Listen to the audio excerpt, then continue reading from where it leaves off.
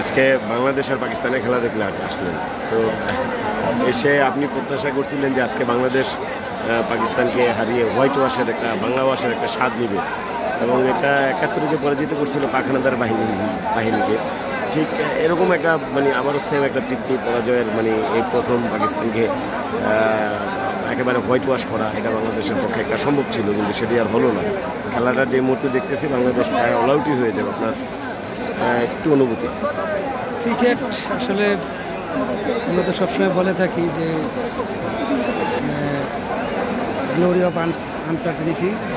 Cricket হচ্ছে একেবারেই অনিশ্চয়তার খেলা। যেহেতু বাংলাদেশ আগেই সিরিজ জয় নিশ্চিত করেছে, এই জন্য আজকে দলে অনেক পরিবর্তন এনেছে। এই পরিবর্তনের কারণেই হয়তোবা দলের যে একটা অ্যাডজাস্টমেন্ট, তাদের মধ্যে যে একটা বোঝাপড়াটা আসলে আজকে একেবারেই নাই। আমরা দেখতে পাচ্ছি যে 5টি পরিবর্তন, এই 5টি পরিবর্তন নিয়ে আসলে পাকিস্তানের মতো একটি শক্তিশালী দলকে পরাজিত করা খুব সহজ নয়। যদিও বাংলাদেশ একটা জয়ের ধারায় ছিল, যদি আজকে বাংলাদেশের যে পরিবর্তনগুলো না করতো হয়তো আমরা সেই হোয়াইট ওয়াশের স্বাদটা পাইতাম। এই জন্যই আমাদের প্রত্যাশা বেশি ছিল আসলে যে আজকে আমরা একটা হোয়াইট ওয়াশের স্বাদ নিয়ে আমরা আসলে ঘরে ফিরবো, কিন্তু সেটি হয়তোবা আমাদের হয় নাই। তবে আমরা কথা বলতেছিলেন শক্তিশালী পাকিস্তানের বিরুদ্ধে আমরা সিরিজ জয় করেছি, এতেই আমরা খুশি, এবং আমাদের প্রিয় বাংলাদেশ ক্রিকেট টিমকে অনেক অনেক অভিনন্দন এবং ভবিষ্যতের জন্য অনেক অনেক শুভকামনা। আমরা ভবিষ্যতে আরও বেশি সিরিজ জয় করব, এবং আমরা প্রত্যাশা রাখি একসময় আমরা আমাদের সেই অধরা বিশ্বকাপ জয়ের মিশনে আমরা ইনশাল্লাহ সফলতা নিয়ে আসব।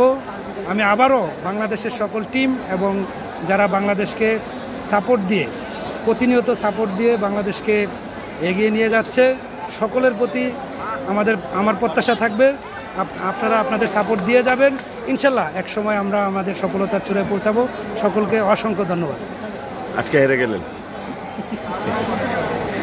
আজকে আমরা হেরে গেলাম নাকি?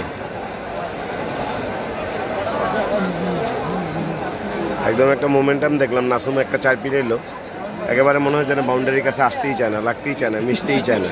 অর্থাৎ বাংলাদেশ যেদিন হারবো সেদিন এভাবে গোহারা হারবো, আর আজকে ঠিক পরাজয়ের একটা পুনরাবৃত্তি দেখতেছি। পুরো মাঠটা পুরো ফাঁকা হয়ে গেছে, আর আমরা বসেই আছি যে আর একটু দেখি নাকি।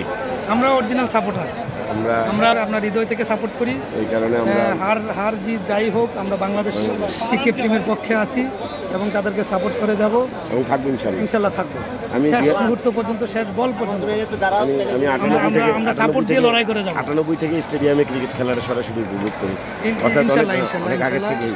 এবং শুধু এটা না, ক্রিকেটকে এত বেশি ভালোবাসি যে স্কুল জীবনে স্কুল পালিয়ে ক্রিকেট দেখতে আসছিলাম। তৎকালীন আমাদের যে গুলিস্তানে যে বঙ্গবন্ধু স্টেডিয়াম ছিল, হ্যাঁ, সেইখানে এই স্কুল লাইফে স্কুল পালিয়ে এবং বাড়ি থেকে পালিয়ে বলা যায় যে এই ক্রিকেট খেলা দেখতে এসেছিলাম।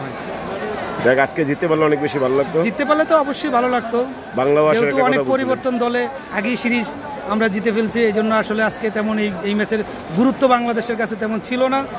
এটা শুধু বাংলাদেশ নয়, ক্রিকেটের প্রত্যেকটি দলই যখন সিরিজ জয় নিশ্চিত হয়ে যায় তখন পরবর্তী ম্যাচটাতে যারা সাইডলাইনে বসে থাকে, যারা স্কোয়াডে ছিল তাদেরকে নামে একটু ঝালিয়ে নেয়। বাংলাদেশও আজকে সেটা করছে, এখানে হারের কোনো লজ্জা নেই আমি মনে করি আর কি। তারপরে বাংলাদেশ যেহেতু 2 ম্যাচ জিতছে, ইতিমধ্যে সিরিজ জিতছে, এই কারণে বাংলাদেশ দলকে অভিনন্দন।